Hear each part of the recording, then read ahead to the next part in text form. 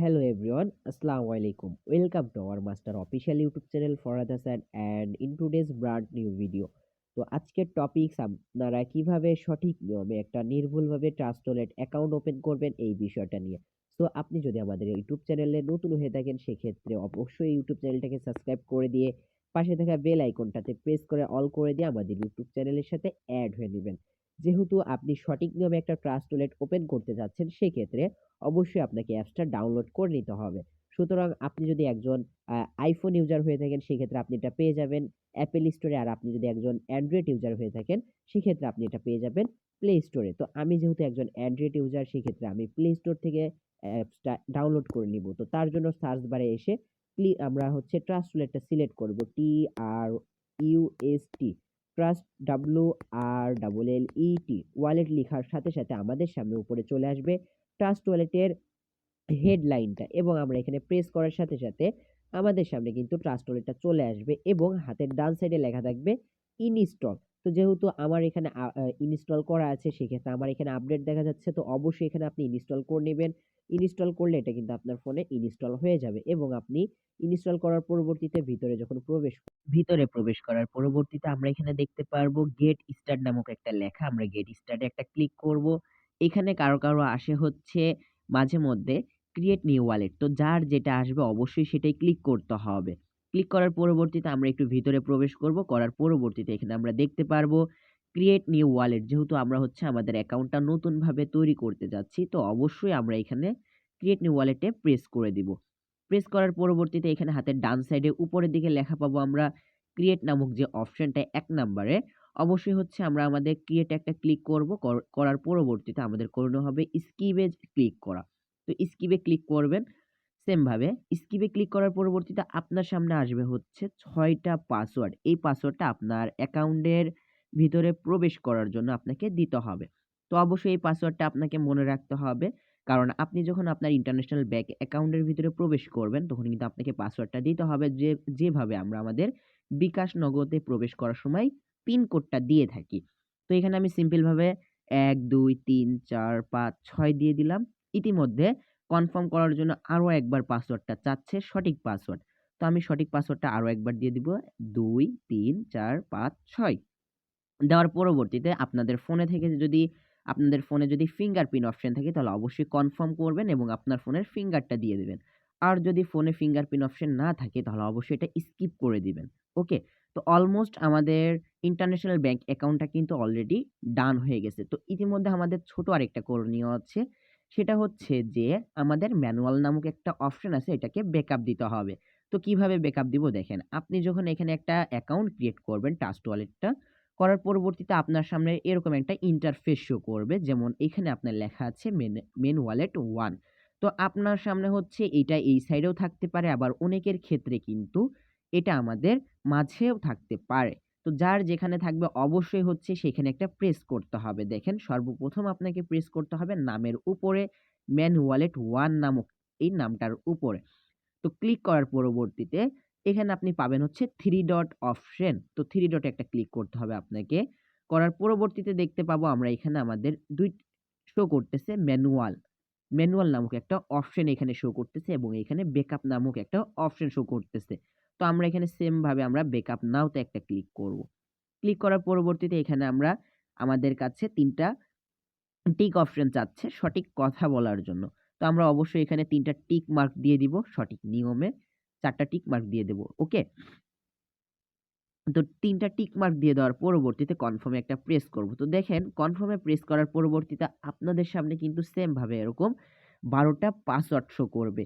এই পাসওয়ার্ডটা কিন্তু আপনার নিজস্ব একটা সম্পদ, আপনার নিজস্ব একটা পাসওয়ার্ড।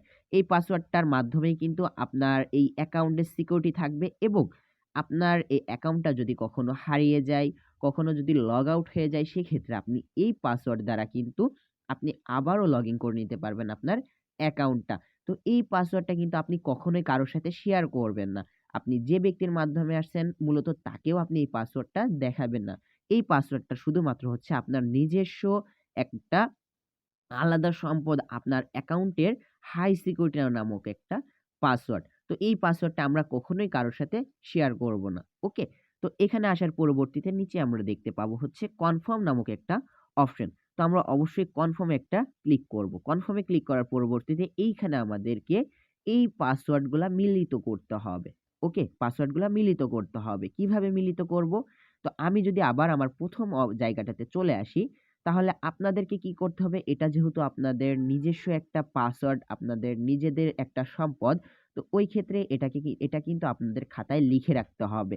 তো আপনি কি করবেন? সুন্দরভাবে এই ১২ ডিজিটের পাসওয়ার্ডটা আপনার খাতায় লিখে রাখবেন। লিখে রাখার পরবর্তীতে কনফার্ম এ ক্লিক করবেন এবং আমাদের এখানে যে পাসওয়ার্ডগুলো আসছে, এই পাসওয়ার্ডগুলা ওই পাসওয়ার্ডের সাথে মিলিত করতে হবে। এটা ম্যানুয়াল ব্যাকআপের জন্য।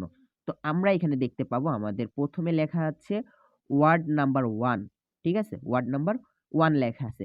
তার মন মাদ আ তার দ্বারা আমরা বুঝতে পারলাম আমাদের ওয়ার্ড নাম্বারে যে অক্ষরটা থাকবে ইনটু নামক যে ওয়ার্ডটা ১ নাম্বারে থাকবে, তো অবশ্যই হচ্ছে আমাদের ১ নাম্বারটা সিলেক্ট করে নিতে হবে। কারণ হচ্ছে এখানে আমাদের লিখে দেওয়া আছে ওয়ার্ড নাম্বার 1।